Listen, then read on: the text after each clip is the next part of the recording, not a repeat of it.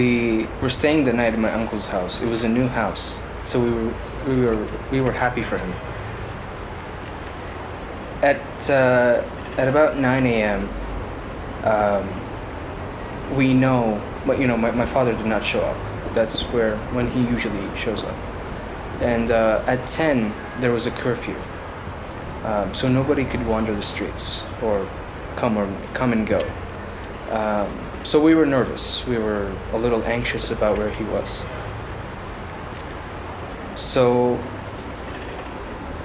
we were waiting for him. Suddenly, my uncle got a call from a friend of my father, and this friend told my uncle that my father was kidnapped.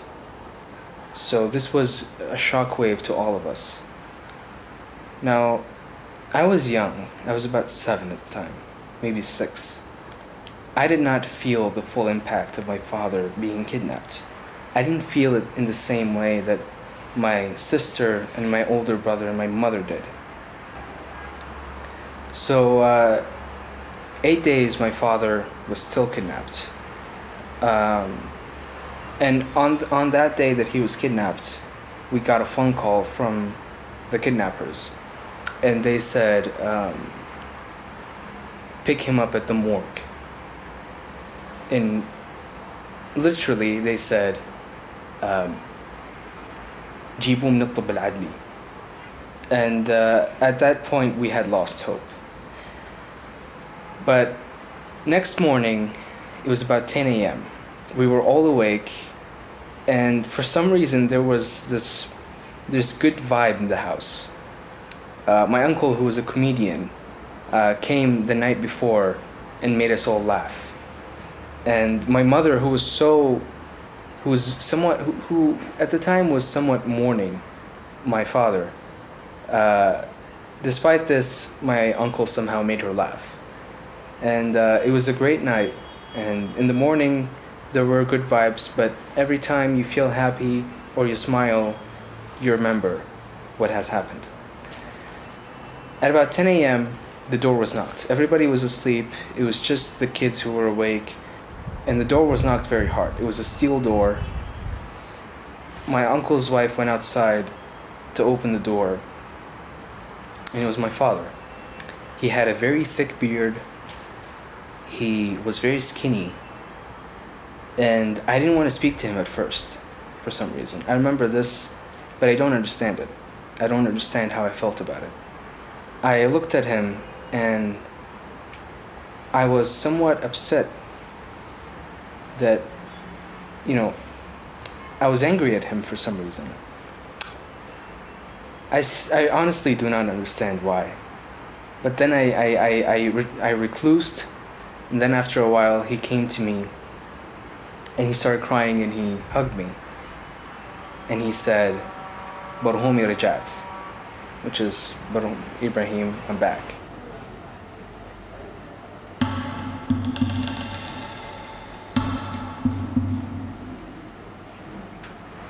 At that moment, about 2 months from that, we left Iraq to Syria.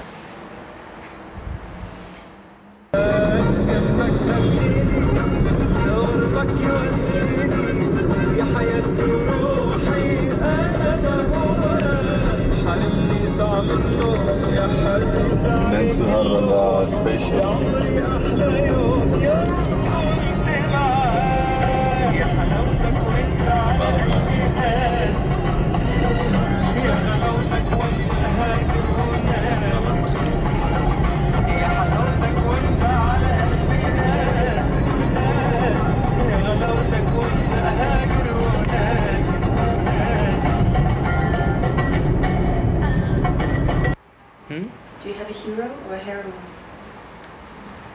Do I have a heroine? It's the female of hero. Really? Yeah. That's interesting. I didn't know that. I thought heroin was just a drug. Okay. Do I have a hero or a heroine? I don't know. Maybe. Probably. Yeah, I'd say I definitely have someone to look up to. It's, but it's never one person. You know, when people call someone generous, or frugal, you know, some people call others uh, maybe like stupid or weird. I don't know. These traits, this description of these people is never constant. You're never always generous. You're never always frugal. You're never always stupid. We all pass through moments of stupidity. Sometimes you are spending time with someone and they showcase a particular trait. I use these traits to piece my model, my idol. He's not complete, or she's not complete yet, but I think it's close. It's going to be complete very soon. I will try to mimic that model once it's finished. To respect strength, never power.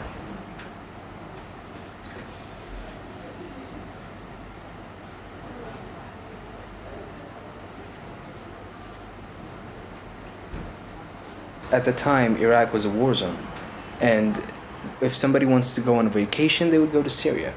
So I imagined that Syria was this magical place with skyscrapers. So when I actually did go to Syria, it was a 12-hour drive, and we had just a lot of bags because we just left an entire life in Iraq. And we went to Syria, and I remember I stepped out of the car and I looked around, and they were just normal houses, and I didn't see any skyscrapers, and I was disappointed. You know, I was a kid.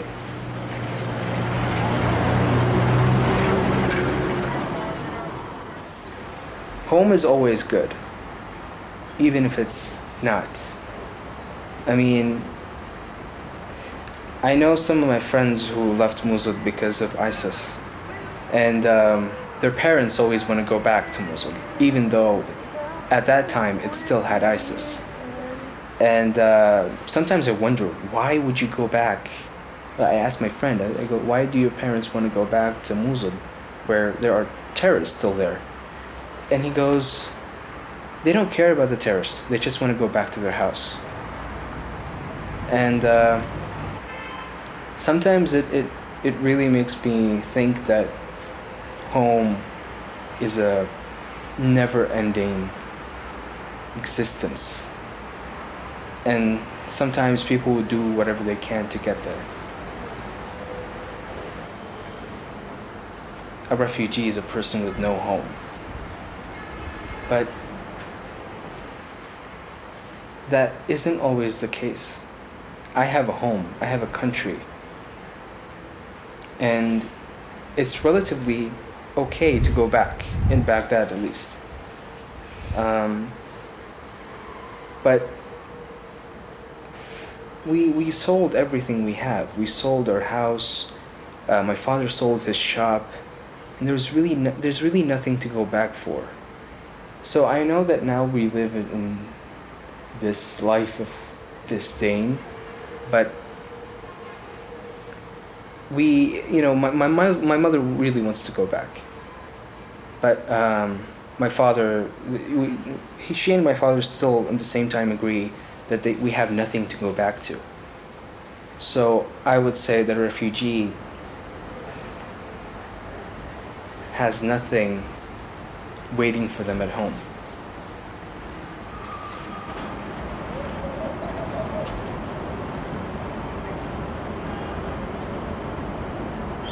I started to become conscious of my status as a refugee in Jordan when I think after I hit puberty. Yeah.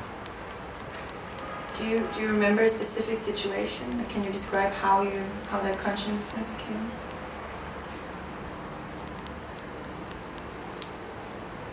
I think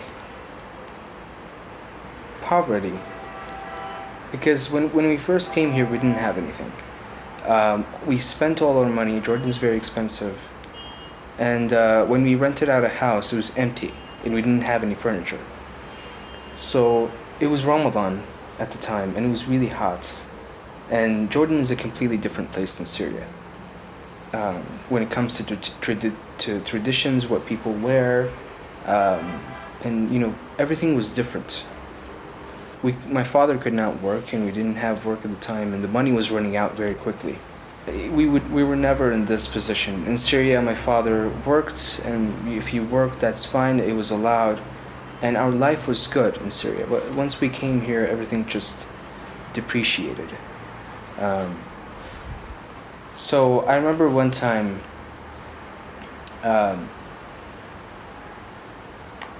There was this movie that had just came out, and I'm a big movie enthusiast. So I wanted to watch the movie, and if you want to buy a CD, you'd have to pay 1 GD for it. It's really cheap. So I went to my father and asked him if I could have a GD so I can buy the movie. I had to wait, I think maybe a month or two after it's been released, so a better quality version would be available in the market. Because usually when it first comes out, it's just a camera set up in a cinema, and it's really not good. So I waited 2 months, and I asked my father for 1 GD so I can go bring the disc, and he said I have no money. So after some contemplating about what happened and how our situation was at the time, I was thinking why we were so poor.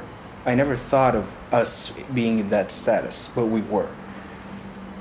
And that's when I realized it's because I'm a refugee.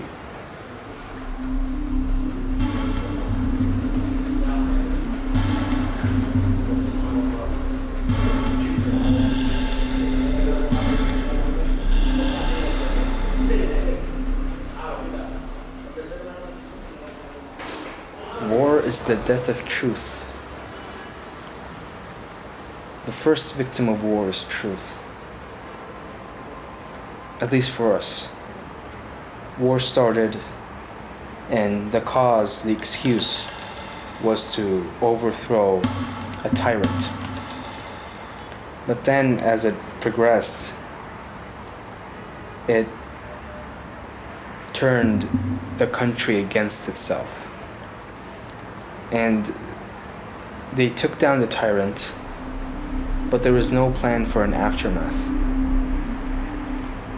The army was scrapped, and all hell broke loose. War is not only about the physical act where you kill somebody, when you kill an enemy. It's more about knowing how to create animosity.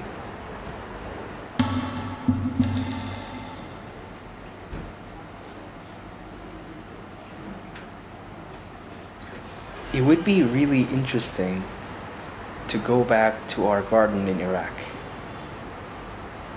Yeah, I think that would be, if you gave me a choice of where, if I can go anywhere right now, I would go to the garden.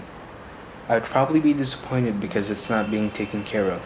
Probably, I don't know. But also, it would be nice to see my favorite tree growing, or what it looks like now from 10 years ago. That would be really interesting. It was a really young tree, but I liked it because right below it there was this ant colony. So I liked sitting there and watching the ant. I never touched them, I never bothered them, but it was always interesting to see them at play. So every day after school, I would come home, eat. If I don't have anything, I would sit under the shade of that tree. It was, next to it were 2 trees, and it was really shaded. And it was away from anybody's sights, so only the house, I can only see the house, and the house can only see me. So I remember that, and sometimes I forget that we actually used to have a garden. Um, and I didn't appreciate it at the time, but now I do. And it would be really interesting to see how that tree grew up, or if it's still even there.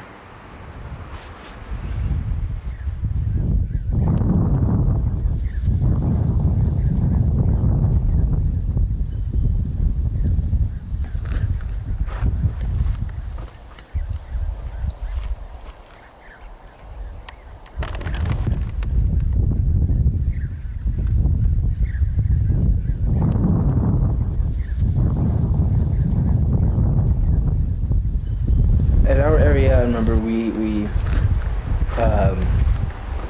we used to go through these stories of Jinn, which are, I don't know, they're a supernatural entity from another world.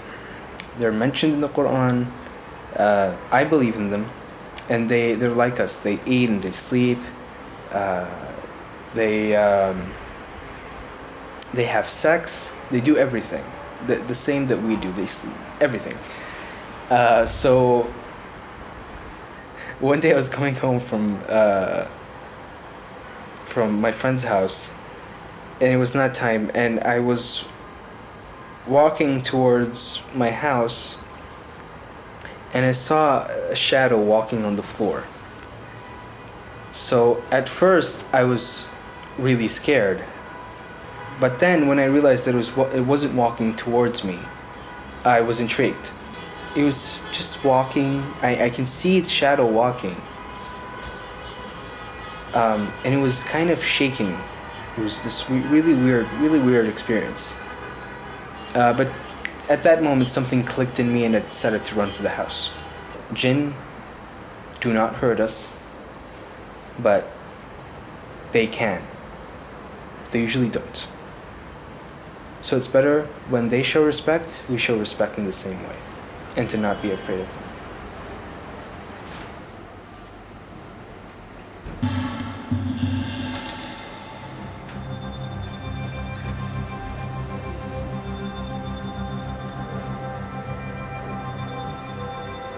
If try to ask a refugee, is this your home? And they will say no. Just ask anyone, is this your home? And they will say no. If you ask me, I would say no. Because this is a station. This is a station where we go into a train or a plane or a bus into another place that would be our destination. Even then, that destination would not be home. Home will remain home. Even if you're someone who's actually never seen your home. There's this beautiful word, it's called hirith. Maybe hearth, I don't know. But I love that word because it describes something so abstract and people rarely think about. It's when a person has nostalgia for a home that is no longer there or never existed. So when my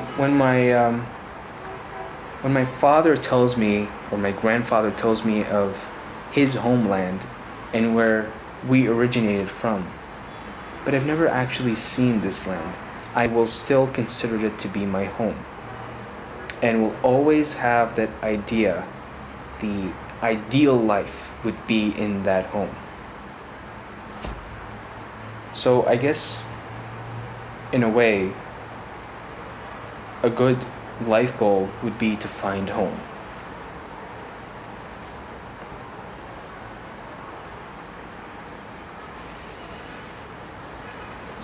You're welcome.